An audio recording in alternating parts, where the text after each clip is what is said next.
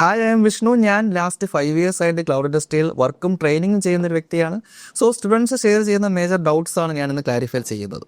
So what is cloud?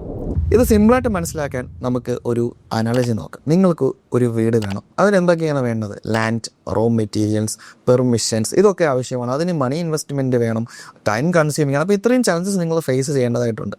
അതിന് പകരം നിങ്ങൾക്ക് ചെയ്യാവുന്ന എന്താണ്? ഒരു ഫുള്ളി ഫർണിഷ്ഡ് ആയിട്ടുള്ള വീട് റെൻറ്റിനെടുക്കാം, അല്ലേ? സോ അവിടെ പൈസ കുറയുന്നു, ഉടനെ താമസിക്കാൻ പറ്റുന്നു. അപ്പോൾ ഇത് തന്നെയാണ് കമ്പനീസും ക്ലൗഡ് വഴി ഉദ്ദേശിക്കുന്നത്. അതായത് കമ്പനീസ് ട്രഡീഷണലി ചെയ്തുകൊണ്ടിരുന്നത് എന്താണ്? അവർ തന്നെ സ്വന്തമായി ഇൻഫ്രാസ്ട്രക്ചർ ബിൽഡ് ചെയ്യുന്നു, സെർവേഴ്സ് പർച്ചേസ് ചെയ്യുന്നു, സ്റ്റോറേജ് പർച്ചേസ് ചെയ്യുന്നു, മെമ്മറി കാര്യങ്ങളൊക്കെ വേണ്ടി വരുന്നു. അപ്പോൾ ഇതിനൊക്കെയും അവർ ഹ്യൂജ് ഇൻവെസ്റ്റ്മെൻറ്റ് ആവശ്യമായിട്ട് വരുന്നുണ്ട്. അപ്പോൾ അവിടെയാണ് ക്ലൗഡിൻ്റെ അഡ്വാൻറ്റേജ്.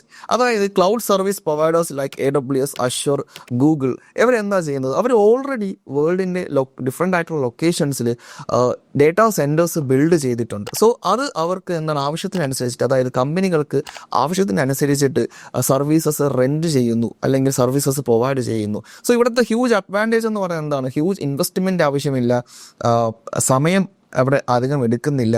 പിന്നെ എന്താണ്, അവർക്ക് ഉപയോഗിക്കുന്നതിനനുസരിച്ചിട്ട് മാത്രം എന്താകുന്നുള്ളൂ, പൈസയാകുന്നുള്ളൂ. അതായത് പേ as you go pricing policy എന്ന് പറയുന്നു. ഓക്കെ, ഇതൊക്കെയാണ് ക്ലൗഡിലേക്ക് കമ്പനീസ് മൈഗ്രേറ്റ് ചെയ്യാനായിട്ട് അവരെ എന്തെയ്യുന്നു അട്രാക്ട് ചെയ്യുന്ന ഒരു കാര്യം. Why you should choose cloud as a career?